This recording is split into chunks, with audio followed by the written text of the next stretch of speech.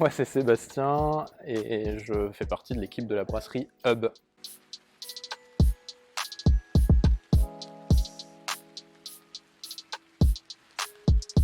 La brasserie Hub existe depuis 2019.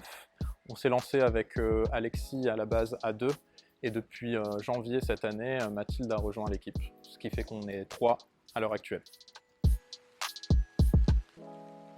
Une microbrasserie, c'est d'abord une brasserie, donc un lieu où on produit de la bière.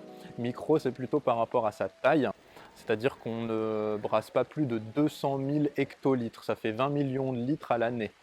On travaille sur deux gammes. On a une gamme qui est permanente, que tu retrouves tout au long de l'année, dans laquelle tu vas retrouver trois références. Et pour la gamme éphémère, c'est assez changeant, ça dépend des périodes, des saisons. Et parfois tu retrouves 3 à 4 bières, parfois un peu plus, dans cette gamme qui est éphémère. Donc on va dire que tout au long de l'année, tu retrouves en moyenne 6 bières chez nous de dispo. Alors, on a surtout une cuve de brassage qu'on utilise en une journée qui, elle, est composée de deux petites cuves.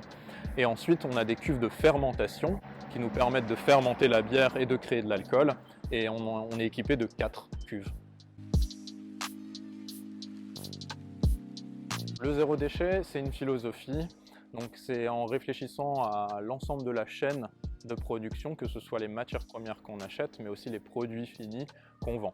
Et en termes de zéro déchet, par exemple, c'est l'idée de revaloriser le verre, notamment des bouteilles qu'on va vendre, qui peuvent nous être ramenées, elles sont nettoyées, réutilisées dans le processus de fabrication. Et ensuite, pour l'économie circulaire, c'est les synergies qu'on va créer avec d'autres acteurs qui créent de la valeur avec des choses qu'on a de dispo ici dans la brasserie, et c'est notamment le cas des drèches. Cette drèche est revalorisée auprès d'un agriculteur qui, lui, va pouvoir donner cette céréale à ses vaches.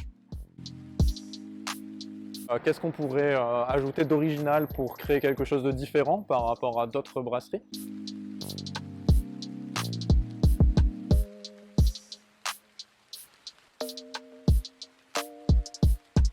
Après, il y a aussi la question des ajouts. Par exemple, l'orange sanguine qu'on utilise dans une de nos bières. Ensuite, on la brasse en une journée. On la fermente en 15 jours et 3 semaines. Et après, on a l'étiquetage. Donc d'abord la mise en bouteille, l'étiquetage et la mise en vente sur le marché.